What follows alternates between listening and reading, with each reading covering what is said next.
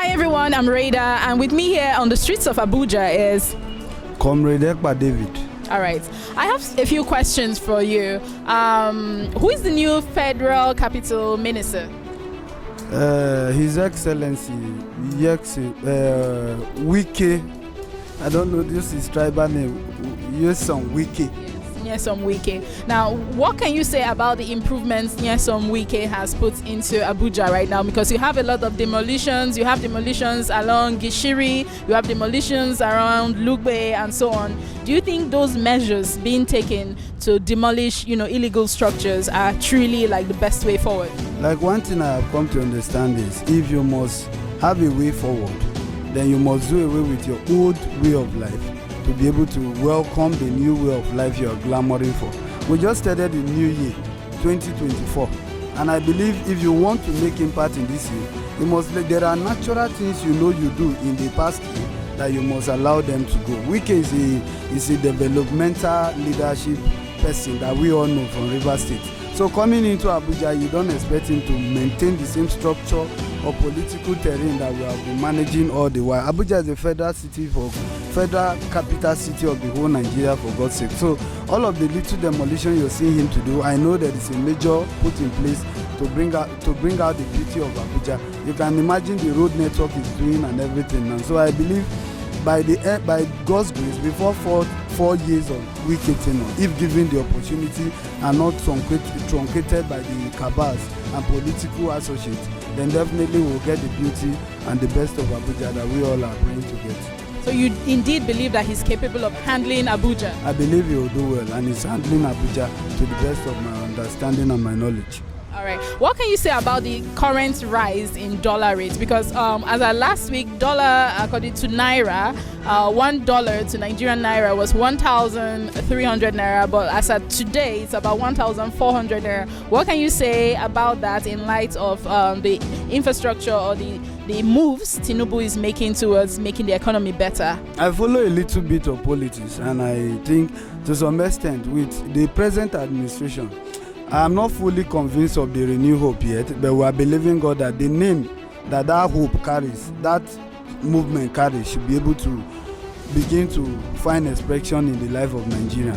Now, as at yesterday or the day before yesterday, the former Vice President of Nigeria, Alhaji Atiku Abubakar, was complaining of the opposition party of the present administration going to borrow $3.36 billion to be able to cushion the rise of dollar, so that when they pump money into our forest market and everything, the dollar will come down. But as we speak to you now, in collaboration with NNPC, as we speak to you now, the money cannot be accounted for.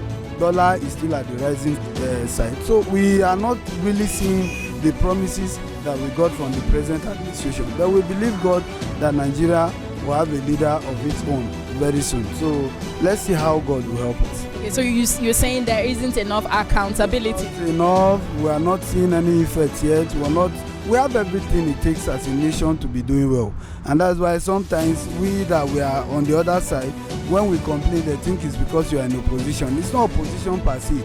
If you are a leader with the mindset of Nigeria, you know that we have everything it takes to govern and rule this country. Now, a quick one, a good example is what is happening presently in Abia State. We have a Labour Party governor there. This is a governor that the whole people voted for. But presently, within few months, go to Abia State, you will marvel at what is happening in Abia State. So when we have a leader in a seat of authority and is being brought to that place by the people and with the people's vote and the mandate of the people, he will naturally work. But most of the time, when you find your way, lobby your way into leadership position, you want to clear the debt you have borrowed and everything. And before you know, we don't have a long time to make sense. Any little stage you have, if you don't make sense again, before you know, the stage will be off and you live in regret.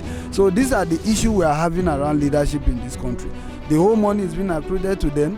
The tax we are paying now on fuel we are not seeing and everything. The present chief of staff, we had from proper information that what is accrued to his office now is almost 12-point-something billion, of which before now we have 5-point-something to that office. So you are giving out money to politicians that will not account for it, that will not use it for the masses. So we are still having leadership failure. Not even Nigeria that is a problem. The leaders we are having presently are not helping us, and we are believing God for him to come through for us in terms of leadership. So this is a wake-up call to everyone. But what I would say is that apart from complaining about these issues and airing out your views on these issues, can't we do something as citizens apart from complaining, writing articles, being on radio, talking about things like that? Because I know other countries take other extreme measures. They write petitions, they try to impeach the people in power and all of that. You can only do that in a country that respects the rule of law. As we speak today, many of us knows how Nigerian is being governed. As you come to position, you bring on board people that are answerable to you. So at the end of the day, you take case to court. As I'm standing before you talking to you now, I don't look for trouble, because if you get to police, even your own brother can give your case to another person to handle it because he doesn't want to stand in for you. So as we speak, the leadership from the head to the toe, we are having a leadership problem.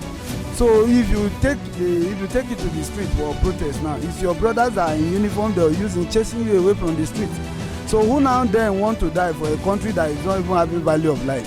When we are having a killing in Kaduna, almost 100 and something people were killed. Akpabio, the president, Senate president, was in the stadium doing 61 birthday. What is he adding to the country? Gathering the whole people in Akwa Ibom Stadium to do birthday of 61 birthday. So our leadership is not carrying the mindset. Leaders are not carrying the mindset of the masses. So when they come, they surround themselves with the security, the law firm, and the people that will be there are people that will stand in for them, even if they are wrong. So it's just God that will help us. All right. We'll keep praying, and like you said, there's no respect. There's no enough respect for the rule of law, so we can't really expect anything much. Anyway, let's keep praying and hoping.